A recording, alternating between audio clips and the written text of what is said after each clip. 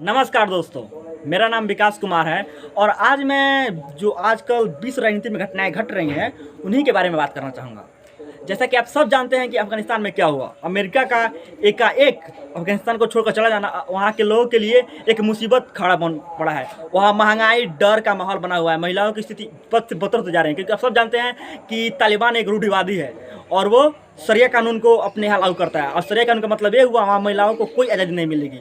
वहाँ उसको पढ़ने का अधिकार भी छीन ही लिया जाएगा। वो कहता कुछ है, करता कुछ है, क्योंकि वो कहता है कि वो महिलाओं को पढ़ने देगा, वो जॉब करने देगा, लेकिन ऐसा होगा नहीं, क्योंकि उसके वो एक तालिबान कोई एक समूह नहीं, वो एक विचारधारा है। और अमेरिका भी अच्छी तरह जानता है कि वो 20 साल में क्या किया है। सिर्फ 20 साल में कोई भी आदमी को मार सकते हैं, लेकिन किसी विचारधारा को नहीं। इसलिए अमेरिका को उसको हारना ही, मैं बोलूँगा हार ही गया।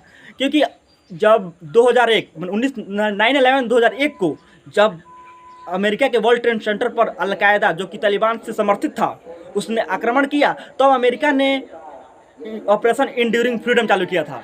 लेकिन सिर्फ 3000 लोगों के बदले अमेरिका ने 20 लाख यानी कि 2 मिलियन अफगानिस्तानियों को मारा, जिसमें अलकायदा के लोग भी शामिल थे और अफगानिस्तान के आम सिविलियन भी शामिल थे। और ये जायज़ नहीं है, बिल्कुल सच है। लेकिन इसी परिस्थितियों को कुछ फ़ायदा उठाते हुए, देखते हुए कुछ इस चीज़ को कोई देख रहा है, और वो चाइना। और चाइना अच्छी तरह जानता है कि ताइवान को कैसे अपना शिकार बना सकता है। इस पर शिकार बनाने वाली कोई बात नहीं है। असल में तो ताइवान चाइना का ही है, लेकिन ऐसे में एक स्वतंत्र राज्य जो कि बिल्कुल फ्रीडम टेक्नोलॉजी में आगे है, उसको सिर्फ अपने में मिला लेना ये तो ठीक नहीं है। लेकिन फिर भी वो जानता है कि बाइडेन इसमें कुछ नहीं करेंगे, कि बाइडेन की नीति बहुत ही सॉफ्ट है और इतने सॉफ्ट नीति के साथ विश्व का कोई पावर नहीं बन सकता, पावरफुल नहीं बन सकता। जहाँ की अमेरिका एक उभरती अर्थव्यवस्था के साथ महाशक्ति भी है और वो अमेरिका को दबा कर टक्कर दे रहा है, इसमें कोई झूठ नहीं है। कभी कभी हम सोचते हैं कि चाइना इतना अग्रेसिव क्यों रहता है, वो इतने वेस्टर्न कंट्री से क्यों नफरत करता है, तो इसके जड़ कभी इतिहास में पता लगती है। क्योंकि हमारी तरह, इंडिया की तरह सिर्फ यहाँ पर अंग्रेजों का शासन नहीं था, वहाँ पर अमेरिकन भी घुसे, पुर्तगाली भी घुसे, डच भी घुसे, फ्रांसीसी भी घुसे, सब घुसे और सिर्फ उन लोगों को बिल्कुल तबाह किया। और वहाँ पर वो जापान से क्यों नफरत करता है, इसका बात को जानना है तो मंचूरिया में जाइए। मंचूरिया में जापानियों ने इतना मारा, उस पर वो कब नाइंजिंग में तस्कर हुआ था, उसका 1937 से 39 के बीच, वो अपने आप में एक बहुत ही बड़ा बात था। और इसलिए इस बात का बदला कभी ले नहीं पाया, जापान से तो बदला बिल्कुल नहीं ले पाया, क्योंकि वो गृह युद्ध में था और गृह युद्ध का फायदा उठाते हुए जापान ने वहाँ पर मंचूरिया पर कब्जा किया, वहाँ के लोगों को काट कर गाड़ दिया था। जापानी इतना क्रूर हुए ना, उतना हमको नहीं लगता इतिहास में कोई हुआ है। और इसका बदला वो ले नहीं पाया है, और उस बदला सबको गिन गिन कर मारेगा, और उसका गुस्सा होना जायज़ भी है। और रहा बात की जब अमेरिका लगता है कि वो अकेले काउंटर नहीं कर पाएगा, तो वो एक बनाया क्वाड समूह। क्वाड में जिसमें कि भारत, ऑस्ट्रेलिया, जापान और अमेरिका शामिल है। और ये चारों जो कि अपने आप में चतुर्भुज का कोण बनाते हैं, इसलिए इसको हम क्वाड का नाम दिए हैं। और चाइना इसे एक नाटो की तरह मानता है। और हाल ही में उसका एक स्टेटमेंट आया था कि नाटो क्वाड एक नाटो की तरह है। वहाँ पर जयशंकर प्रसाद ने कहा कि नाटो वो पास्ट था और क्वाड फ्यूचर है, और यह कोई सैन्य गठबंधन नहीं है, यह एक सैन्य इकोनॉमिक पार्टनरशिप का एक गठबंधन है। और इसका संबंध सैन्य से भी है और आर्थिक से भी है और राजनीतिक समन्वय से भी है। और इस बात से चाइना बहुत चिंतित है और हर छोटे छोटे बात पर वो अपना रिएक्शन देते रहता है। और हाल ही में जो मलाबार में, उसमें ऑस्ट्रेलिया भी शामिल हो, मलाबार तटाव्यास, उसमें एक बहुत खतरनाक कदम उठा लिया चाइना ने।